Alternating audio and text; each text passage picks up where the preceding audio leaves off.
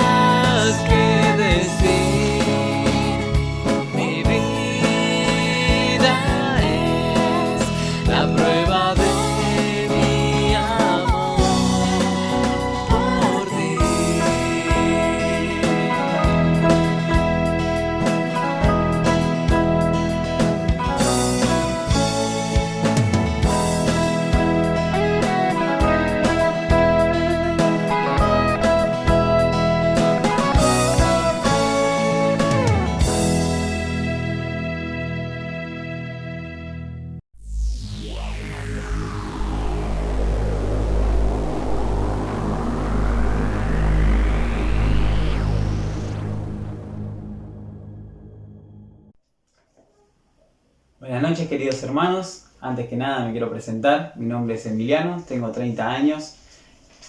Soy de la iglesia cristiana de Burlingame, de la calle Bisset. Estoy casado, felizmente casado, con una hermosa esposa que me regaló el Señor ya hace 6 meses.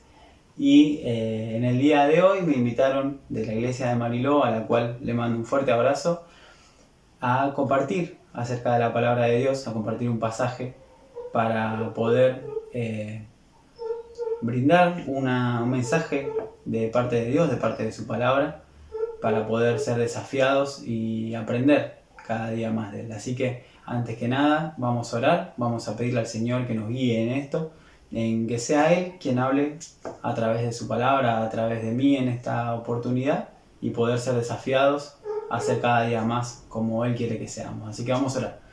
Padre bueno, Señor, te damos muchas gracias por este momento, por esta oportunidad en la cual, Señor, nos permitís abrir tu palabra y aprender de ella. Te rogamos, Dios, que a través de tu Espíritu puedas exhortarnos y animarnos a ser cada día más parecidos a vos. Dejamos este tiempo en tus manos, agradecidos, en tu precioso nombre Jesús. Amén. Bueno, quería hablarte acerca de Colosenses 3, así que te pido que me acompañes con tu Biblia al libro de Colosenses, pero antes vamos a dar una pequeña introducción acerca de esta carta, ¿sí? Esta carta fue escrita por Pablo, el apóstol Pablo, a una iglesia a la cual no conocía. Por eso también me gustó esta carta. Si bien Pablo no conocía la iglesia de Colosas, entendía de que había algo que los unía, que era Cristo. Y como bueno, el corazón de Pablo siempre estaba en animar, en exhortar, en preocuparse por los demás, decidió escribirle una carta a esta iglesia para derribar algunas doctrinas, algunas ideologías que estaban entrando sutilmente en esta iglesia. Pero me gusta cómo Pablo va a encarar estas falsas doctrinas, estas falsas enseñanzas, no atacándolas directamente, sino enseñando acerca de Cristo, de la plenitud de Cristo y de la importancia de Él, y lo cual iba a derribar todos falsos argumentos. Creo que la clave de esta carta está en Colosenses 2, capítulo 9, que dice así: porque en Él habita corporalmente toda la plenitud de la deidad, y vosotros estáis completos en Él, que es la cabeza de todo principado y potestad. Si tendría que elegir un versículo, creo que este es clave a la hora de entender el propósito y el mensaje de Pablo a través de esta carta. Pero nosotros vamos a basarnos en el capítulo 3 de Colosenses. Y como te decía, esta iglesia no fue fundada por Pablo, sino se cree que fue fundada por Epafras, el cual había salido de la iglesia de Éfeso. Y es interesante porque la iglesia de Éfeso, Pablo también le va a escribir una carta acerca de la unidad, de motivarlos a que puedan estar unidos en Cristo, va a hablar de los dones y de cómo cada uno estaba capacitado de diferente manera por Dios, pero que tenían que procurar ser más unidos y tener una misma visión y un mismo propósito en las cosas que hacían. Como te decía, es interesante porque a pesar de que la iglesia de Éfeso tenía muchos problemas, la iglesia de Éfeso, no había duda de que igual era utilizada por Dios, en este caso para fundar iglesias como la de Colosas. Generalmente nosotros somos rápidos en juzgar y en criticar a las personas, a nuestros hermanos o quizás otra iglesia, pero no hay duda de que el Señor usa personas pecadoras como vos y como yo para hacer su obra. Y eso es algo magnífico, que en la misericordia de Dios nos pueda usar para su obra. Así que, cerrando este paréntesis, vamos a ir al capítulo 3, sobre el cual vamos a basar en el estudio. Vamos a leer ahí rápidamente. Colosenses 3, versículo 1 al 4. Dice así: si pues habéis resucitado con Cristo, buscad las cosas de arriba, donde está Cristo sentado a la diestra de Dios.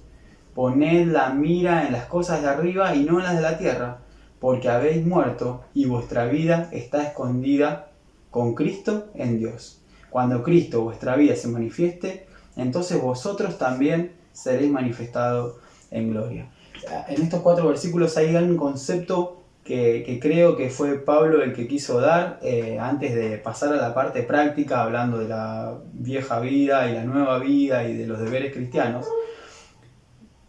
y al cual yo quise ponerle un título, que es: con la eternidad en mente. Pablo vivía con la eternidad en mente, pensando en Cristo. Por eso va a animarlos a esta iglesia, a los miembros de esta iglesia, a vivir con la eternidad en mente. Y va a darle 3 conceptos que se desprenden acá, de los cuales vamos a ver hoy, que están claramente manifestados en estos versículos. El primer concepto es que estamos muertos con Cristo, ¿sí? Muertos con Cristo. Esto está en el versículo 3 de Colosenses 3, dice: porque habéis muerto y vuestra vida está escondida en Cristo. ¿Sí? ¿Qué quiere decir que habemos muerto? Porque es importante saber que hemos muerto. No sé si te pasa a vos, pero muchas veces yo caigo en el concepto de que no puedo salir muchas veces de mis pecados, en que peco una y otra vez y en que los pecados me derrotan. Pero sabes que hay una realidad que está en Romanos 6, capítulo 6 de Romanos, versículo 10, que dice así: porque en cuanto murió, hablando de Cristo, al pecado murió una vez por todas, mas en cuanto vive, para Dios vive. Así también vosotros, considerados muertos al pecado, pero vivos en Cristo Jesús, Señor nuestro. Versículo 12 dice: no reine pues el pecado en vuestro cuerpo mortal, de modo que lo obedezcáis en sus concupiscencias. ¿Sabes por qué es importante entender que nosotros estamos muertos con Cristo? Porque esto quiere decir que Cristo murió al pecado, no solamente que murió por nuestros pecados, lo cual solemos recordarlo, sino que Cristo murió al pecado, quebrando, venciendo el poder de la muerte, dándonos a nosotros también el poder para vencer los pecados, el poder para vencer a la vieja vida. Y es importante que nosotros entendamos este concepto y lo recordemos, porque cuando nosotros recordemos este concepto vamos a poder entender de que tenemos poder sobre el pecado. No porque nosotros podamos vencerlo, sino porque nosotros morimos con Cristo y vencimos el poder del pecado y el poder de la muerte, porque Cristo venció ese poder. Por eso, en primer lugar, el primer concepto que se desprende de estos versículos es que morimos con Cristo. Estamos muertos con Cristo y no necesitamos vivir en esa vida vieja, en esa vida pecaminosa, porque estamos muertos con Cristo. Pero en segundo lugar, el segundo concepto que se desprende es que estamos vivos en Cristo. Ahora, ¿cómo estamos muertos con Cristo y vivos en Cristo? Fíjate que hay una palabrita que la diferencia. Estamos muertos con Cristo, pero estamos vivos en Cristo. ¿Qué quiere decir esto? Bueno, a esto está en el versículo 1 de Colosenses 3, dice: si pues habéis resucitado con Cristo, buscar las cosas de arriba. Y el versículo 4 dice: cuando Cristo, vuestra vida, se manifieste. Entonces, ¿qué quiere decir que estamos vivos en Cristo? No solamente resucitamos y vivimos con Cristo, sino que Cristo es nuestra vida. Quizás, pero no cualquier tipo de vida, ¿sí? Sino la vida eterna. La Biblia va a decir que el que tiene al Hijo tiene la vida, y el que no tiene al Hijo no tiene la vida. Me gusta como lo que dice ahí en Primera de Juan, capítulo 5, versículo 12. Dice así, Primera de Juan, capítulo 5, versículo 12. Dice: el que tiene al Hijo tiene la vida, el que no tiene al Hijo de Dios no tiene la vida. Está hablando de la vida eterna. Cuando recibimos a Cristo como Salvador, recibimos la vida eterna. Ahora, está en nuestra cabeza un concepto que pensamos que la vida eterna va a ser cuando nos encontremos con Cristo en el cielo, pero la realidad es que nosotros ya recibimos la vida eterna. Ya recibimos la vida eterna cuando recibimos al Hijo. Eso es lo que enseña la palabra de Dios, no es lo que digo yo. El que tiene al Hijo tiene la vida. Y vos y yo, como creyentes, por eso acá Pablo va a dirigirse a los creyentes y dice: si pues habéis resucitado con Cristo, entonces tenemos la vida eterna. Quizás hayas escuchado este concepto de que quizás una persona dice: no, su vida es el fútbol, o su vida es el deporte, o su vida es la música, ¿no? Y así, ¿qué es lo que quiere decir eso? Que es el motor, el motivo por el cual una persona vive y por el cual hace todas sus cosas. Pero Pablo acá va a enseñarnos que nuestra vida es Cristo, que Cristo es nuestra vida, lo dice así en estos versículos. Quizás, no sé, tu vida sea la familia, o quizás nuestra vida sea el trabajo o proyectos. Sí, hay muchas personas que les gusta estudiar y adquirir conocimientos y títulos también que certifiquen esos conocimientos. O quizás, no sé, hay personas que viven para las horas extras y se matan trabajando para cambiar el auto, para obtener una casa propia, lo cual no son cosas malas, pero sí nos confundimos cuando eso es el motivo de nuestra vida. Cuando el propósito de nuestra vida es cambiar el auto y eso es lo único que me motiva, o obtener una casa y eso es lo único que me motiva, o quizás obtener un título, un estudio, y eso es lo que empuja cada una de las cosas que hago. Pablo nos va a enseñar que como creyentes deberíamos tener un único motor, que es Cristo. Y no solamente que nos va a enseñar eso, sino que para Él, Cristo, era su motor. Me gusta ahí en Filipenses 1:21 cuando dice: para mí el vivir es Cristo y el morir es ganancia. Cristo era su vida y todo lo que hacía giraba en torno a Cristo. El otro día un hermano publicó un estado que decía así, te lo paso a leer. Hubo un día en que morí completamente, morí a George Mueller y a sus preferencias, gustos y voluntad. Morí al mundo, a su aprobación o crítica, morí a la aprobación incluso de mis hermanos y amigos. Desde entonces solo he procurado presentarme a Dios aprobado.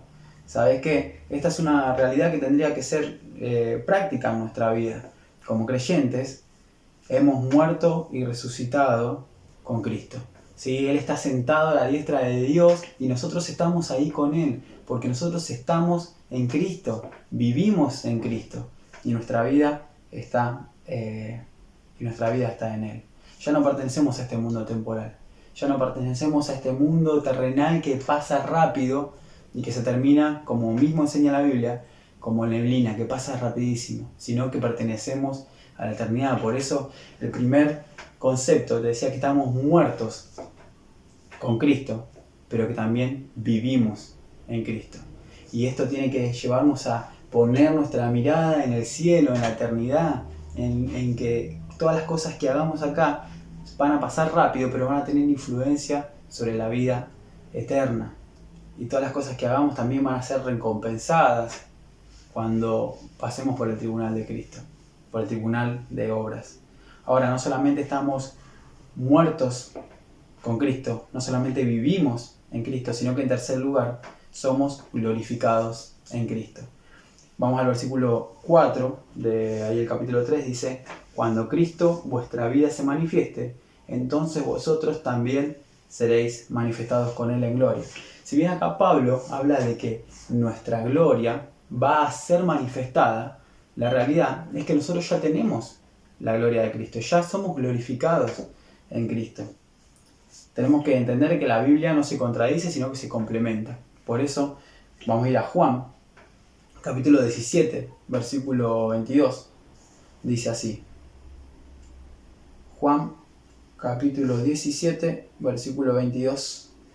Dice ahí Jesús cuando estaba orando: la gloria que me diste, yo les he dado para que sean uno, así como nosotros somos uno. Fíjate, dice: la gloria que me diste, yo les he dado. Cristo nos dio su gloria, nos dio la gloria del Padre.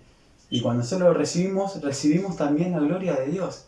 Por eso, aunque nuestros cuerpos mortales todavía no son glorificados, nuestra gloria pertenece a Cristo. La gloria de Cristo nos pertenece y cuando Cristo es glorificado, nosotros somos glorificados.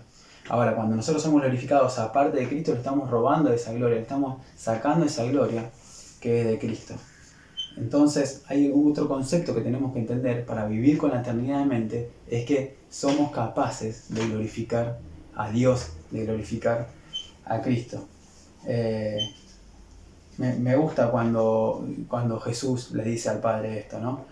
Por eso, alguna vez alguien dijo esta frase, que tenemos que vivir con los pies en la tierra, pero nuestra mente en el cielo.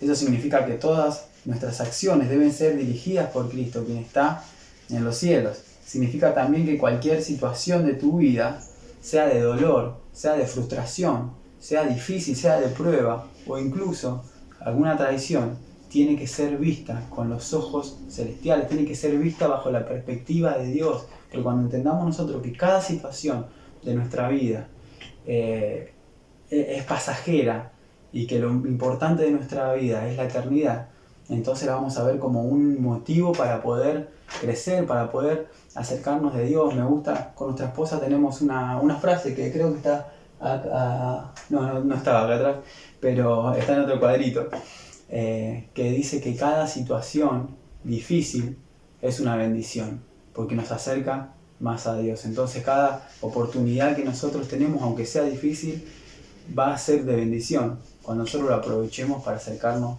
más al Señor, cuando nosotros eso nos lleve a depender más del Señor. Pero quisiera pasar a la parte práctica, quisiera que vayamos a la parte práctica de esta realidad. Pablo acá en estos versículos va a hablar de la eternidad, va a hablar de que nosotros tenemos que tener puesta la mirada en la eternidad. Sabes que antes de pasar a la parte práctica se me viene un pasaje de la Biblia que está ahí en Números capítulo 13 y 14, después si querés estudiarlo, el ejemplo de Josué y Caleb. ¿Sí? Ellos, bueno, conocerás la historia, ellos van y espían a la tierra prometida y vienen junto con 10 príncipes más, y estos otros 10 príncipes dicen que no, que era imposible entrar a esa tierra, que no había manera de entrar, pero ellos tienen una mirada positiva desde la perspectiva de Dios y dice que se los van a comer como pan. Entonces el pueblo ahí se dice que no, que quiere volver a Egipto, los quieren apedrear, y sin embargo ellos insisten en que quieren entrar, por lo cual Dios, enojado con todo el pueblo, los castiga, los mata en el desierto, y los únicos que logran entrar en la tierra prometida son Josué y Caleb. Ahora, Josué y Caleb podrían haber estado renegando porque tardaron 40 años hasta que murieron todos para poder entrar en la tierra prometida, pero ellos no se enfocaron en que la desobediencia de los otros los afectó negativamente y que perdieron 40 años en el desierto, sino que aprovecharon esa oportunidad para poder aprender más de Dios, para poder enfocarse en el galardón de Dios. Por eso, luego de 40 años entran en la tierra, y ahí Josué, antes de morir, luego de que haber entrado en la tierra, dice como que ustedes hagan lo que quieran, pero yo y mi casa serviremos a Jehová. Me encanta ese concepto porque como nos enseña de que Josué estaba bien puesta su mirada en Dios y de que no le importaba las cosas que hagan los demás, incluso cuando le afecten a sí mismo, sino que él y su casa iban a servir a Dios. Qué diferente que sería si nosotros tendríamos ese concepto todos los días, de que no importa lo que hagan los demás, sino que nosotros tenemos que ocuparnos de servir a Dios y de hacer todas las cosas como para Él. Eso quizás nos quitaría un peso tremendo y también nos enfocaría en lo que realmente tenemos que enfocarnos, porque ¿sabes qué? Eso es lo que quiere el enemigo, y cuando nosotros nos ocupamos de ver lo que hacen los demás, nos desenfocamos y perdemos el tiempo y perdemos nuestras energías y nos enojamos y nos frustramos porque vemos que lo que hacen los demás en vez de ver lo que hacemos nosotros. Ahora, Dios nos manda que exhortemos, a que nos animemos, pero no nos manda a juzgar a nuestro hermano, no nos manda a juzgar a las cosas que hacen los demás, nos manda a nosotros buscar nuestra propia santidad. Y delante de Dios, nosotros somos responsables de las cosas que hagamos, no de las cosas que hagan los otros. Por eso es importante entender estos conceptos, de que somos muertos en Cristo, muertos con Cristo, de que somos vivos en Cristo y de que somos glorificados en Cristo. Para después sí pasar a la parte práctica. Pablo, después de dar estos conceptos, va a hablar de la antigua vida y la nueva, y en el versículo 5 de Colosenses 3, y de los deberes sociales de nuestra vida. Y va a hablar de cómo tenemos que hacer morir lo terrenal, hablando de esta parte de que somos muertos, ¿no? De que tenemos que hacer morir la fornicación, la impureza, las pasiones desordenadas, los malos deseos. ¿Sí? Después también va a seguir mencionando la ira, el enojo, la malicia, la blasfemia, las palabras deshonestas. Y esta es la parte negativa que tenemos que dejar morir y la parte de la cual tenemos que vestirnos, que dice que tenemos que ser santos, amados, de entrañable misericordia, buenos, humildes, mansos, pacientes, soportándonos unos a otros, perdonándonos unos a otros si alguno tuviera queja, de la manera que Cristo nos perdonó, así también nosotros tenemos que perdonar a los demás. Pero ¿sabes qué? Esto va a ser imposible querer hacerlo si no tenemos en mente la eternidad, si no tenemos en mente de que todas estas cosas tenemos que hacerlo para el Señor. ¿Y por qué te digo esto? Porque fíjate que en el versículo 17 de Colosenses 3 Pablo va a decir, y todo lo que hacéis, sea de palabra o de hecho, hacedlo todo en el nombre del Señor Jesús, dando gracias a Dios Padre por medio de él. Pero no solamente en el versículo 17, sino que después en el versículo 23 va a repetir esta idea.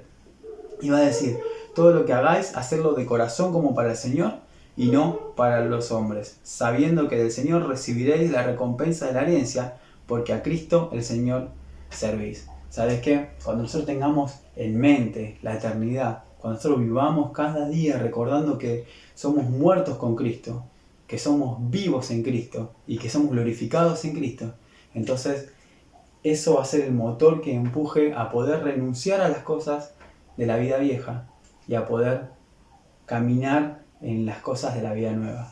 Pero sabes que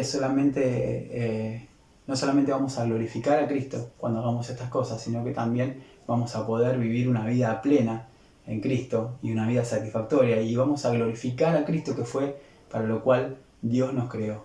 Como cuando ahí en Génesis dice que fuimos creados a imagen y semejanza de Dios, eso es lo que quiere Dios para nuestra vida. Ese es el propósito para el cual vos y yo somos creados. Pero le erramos, nos equivocamos cuando pensamos que nuestra vida es esta tierra, que nuestra vida es esta que estamos transitando en este momento hasta que muramos y nos encontramos con el Señor. Eso es solamente una parte pasajera, una parte que es temporal. Lo importante es ese momento en cuando nos encontremos con Cristo, y lo importante y lo que tenemos que tener en mente es que ya somos eternos y que ya tenemos la promesa de la vida eterna por haber recibido a Cristo como Salvador. Quiero dejarte este desafío, que el Señor trabaje en nuestros corazones y nos ayude a recordar cada momento que tenemos que vivir con la eternidad en mente. Vamos a orar y vamos a pedir al Señor que pueda ayudarnos a recordar esto en esta semana, en estos días, y que eso lleve a vivirnos una vida con la eternidad en mente. Querido Padre bueno, te damos muchas gracias por tu palabra. Gracias, Señor, por tu exhortación, por también el apóstol Pablo, que fue utilizado, Señor, por tu Espíritu para poder animarnos con cosas prácticas que nos sirven hasta el día de hoy. Te rogamos que podamos estar teniendo esto en mente, Señor, que esta vida es pasajera, que Señor, lo importante es que te tenemos a vos, que tenemos la vida eterna, y que lo que hagamos en esta tierra va a repercutir para bien o para mal en ese momento en que nos encontremos con vos.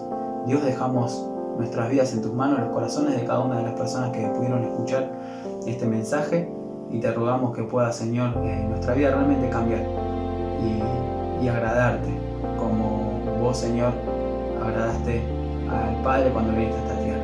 Te lo pedimos en tu precioso nombre, Jesús. Amén. Quiero llevarte a todo lugar conmigo. Quiero que entre la gente seas conocido. Yo de ti no me avergüenzo, eres mi Dios. Quiero llevar tu voz por todo.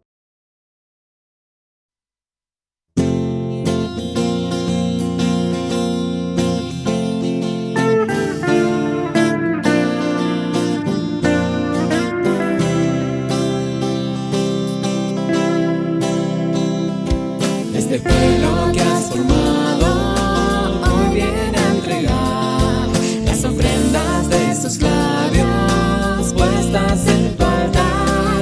Este pueblo es tu iglesia que viene a adorar al único amado, al Rey de libertad, y canto sana, gloria, aleluya. Oh Jesús amado, tu amor me ha cautivado, y canto sana, gloria, aleluya. Alabanzas hoy yo traigo a tu nombre, Jesús. Este pueblo que has formado hoy viene a entregar las ofrendas de sus labios puestas en tu altar.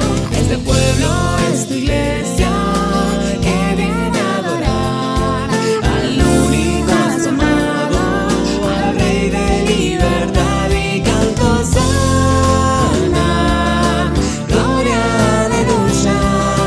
Oh Jesús amado, tu amor me ha cautivado,